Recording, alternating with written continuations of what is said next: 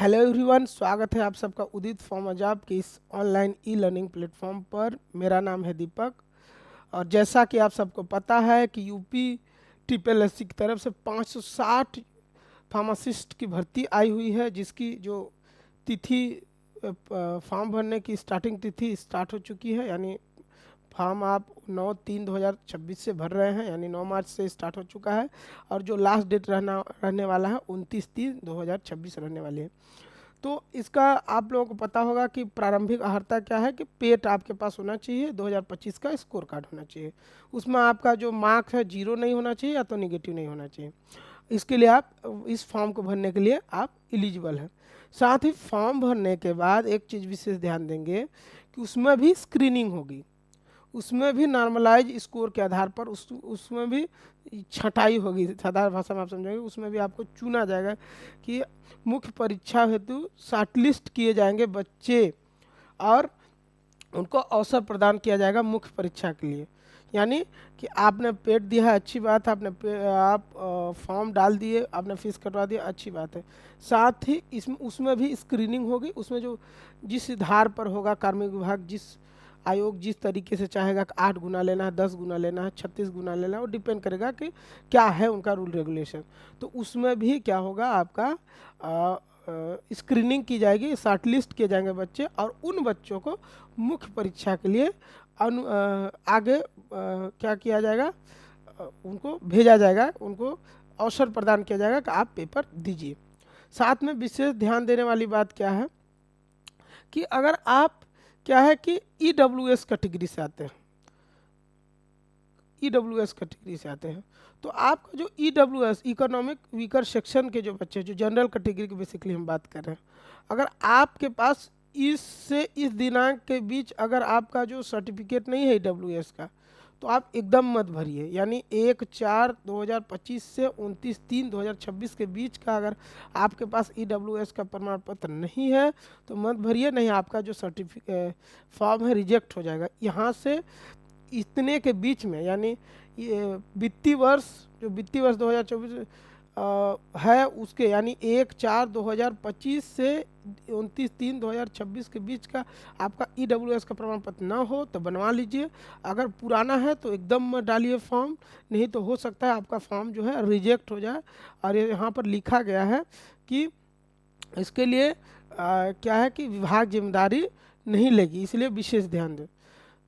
दूसरी चीज़ कि आवेदन की प्रक्रिया सबको पता है कि आपका जो पेट वाला स्कोर कार्ड है, आप जाएंगे वहाँ पर, नाम पता ऑलरेडी है आपके पास, जो पेट रजिस्ट्रेशन नंबर के थ्रू आप लॉगिन करेंगे और लॉगिन करने के बाद OTP आएगा। और साथ में हम क्या करेंगे, अपना जो भी डाटा है, पुराना डाटा तो डाला ही गया है, पेट में जब ने एग्ज़ाम दिया था तब तो डाला ही गया था, और यस या नो करना है कि जैसे कि आप एलिजिबल हैं कि नहीं, डिप्लोमा है कि नहीं, इसके आधार पर हैं कि नहीं, वो सारी चीज़ें आपको देखना पड़ेगा।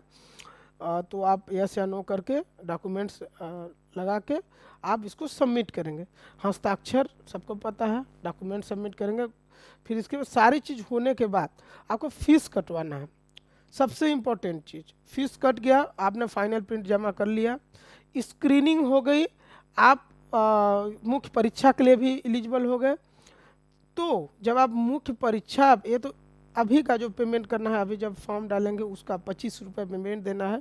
लेकिन मुख्य परीक्षा जब आपको अगर एलिजिबल होते हैं तो यहाँ लिखा है कि मुख्य परीक्षा के लिए शुल्क का भुगतान केवल मुख्य परीक्षा के, जैसे कि आप अभी 25 रुपये दे रहे हैं, लेकिन फिर से अगर मुख्य परीक्षा में आप एलिजिबल होते हैं तो अलग से आपको उसका भुगतान करना पड़ेगा और यह प्रवेश पत्र डाउनलोड करने के पूर्व किया जाएगा।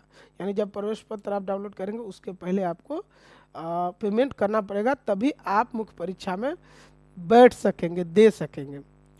क्या समझे आप कि अभी तो फॉर्म डालेंगे पेट के स्कोर कार्ड के थ्रू और परीक्षा देंगे, शॉर्ट लिस्टेड होंगे। फिर जब आपका एग्ज़ाम का डेट आएगा तब उस समय फिर से अगर मुख्य परीक्षा में अनुमति आपको दी जाती है, शॉर्ट लिस्टेड होते हैं, तो आपको फिर से पेमेंट करना पड़ेगा और उसका प्रिंट आउट लेके आपको पेपर देने जाना पड़ेगा। अवश्य आवेदन पत्र प्रिंट करना है, बोला गया है इसमें। और क्या विशेषकर ध्यान देने वाली बात है इसमें, विशेषकर ध्यान देने वाली बात यह है कि आपको पता है कि 560 फार्मासिस्ट की पद की भर्ती आई हुई है, जिसमें देखेंगे अनारक्षित अनरिजर्व 24, अनुसूचित के लिए 118, अनुसूचित जाति और अनुसूचित जनजाति के लिए 11 और अन्य पिछड़ा वर्ग के लिए आप देखेंगे 151 और ईडब्ल्यूएस के लिए 56। इस तरीके से 560 टोटल पद हो गए हैं। और सबसे इम्पोर्टेंट चीज़, तो इन्हीं पदों में से देखेंगे कि भूतपूर्व कोई सैनिक है तो 28 पद उसके लिए रिजर्व हैं। महिला के लिए सबसे अच्छी बात है, जो गर्ल्स हैं उसके लिए सबसे अच्छी बात यह है कि आप अपने कैटेगरी का तो फ़ायदा उठा ही सकते हैं, यहाँ महिला रिजर्वेशन भी रखा गया है। तो आप एक अपने कैटेगरी के साथ 112 महिलाओं का भी रिजर्वेशन रखा गया है कि 112 इन 560 पदों में 112 महिलाएं होनी ही चाहिए, यानी महिलाओं के लिए रिजर्व है। और कुछ खिलाड़ी उत्कृष्ट अपने को दिखा रहे हैं, नेशनल हैं, स्टेट हैं, जो गवर्नमेंट की नॉर्म्स है उसके आधार पर उसके पास सर्टिफिकेट है, तो उनको भी 11 पद रिजर्व किया गया है। साथ में आप देखेंगे कि स्वतंत्रता सेनानी है उनके लिए 11 पद रिजर्व किया गया है। और क्या है कि बाधिर और श्रवण शक्ति से वास लोगों के लिए भी 11 है। यानी आप देखेंगे उसके अतिरिक्त भी यहाँ पर रिजर्वेशन है, जो क्या है कि बाधित हैं किसी तरीके से, दृष्टिहीन का तो नहीं दिया है यहाँ पर, और स्वतंत्रता सेनानी है, भूतपूर्व सैनिक है, या क्या है कि महिला है तो उसके लिए स्पेशल रिजर्वेशन का प्रावधान किया गया है। ठीक, तो इन सब चीज़ों को विशेष ध्यान देते हुए इस फॉर्म को आप डालेंगे, और साथ ही आप फॉर्म डालने के पश्चात अपने जो फॉर्म है उसको प्रिंट कर लेंगे। और बेसिक इन्फॉर्मेशन हमने बता दी कि आप अगर ईडब्ल्यूएस से हैं तो कितने कितने डेट के बीच में आपका सर्टिफिकेट जो ईडब्ल्यूएस का होना चाहिए। साथ में हमने क्या बताया कि आपको अलग से फिर से जब आप सर्टिलाइज हो जाएंगे फाइनल एग्ज़ाम के लिए, मेंस एग्ज़ाम के लिए, तो आपको फिर से एडमिट कार्ड डाउनलोड करने से पहले पेमेंट करना पड़ेगा। और क्या बताया हमने कि महिलाओं के लिए सबसे अच्छा चांसेस है कि आप अपने कैटेगरी के क्या कहते हैं, अपने कैटेगरी के अतिरिक्त आप क्या है कि महिला आरक्षण का भी लाभ उठा सकते हैं।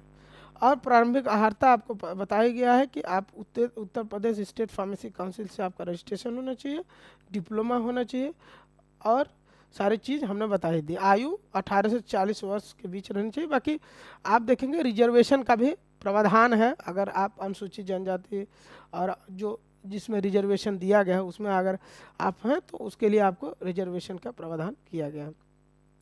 तो ये सारी इन्फॉर्मेशन थी। अब अगला वीडियो जो आने वाला है हमारा सिलेबस से अकॉर्डिंग आने वाला है, तो इस फॉर्म से रिलेटेड किसी को भी कुछ डाउट हो, 1% का भी डाउट हो, तो आप ज़रूर कमेंट बॉक्स में कमेंट करें और पूछें। Thank you so much to joining us.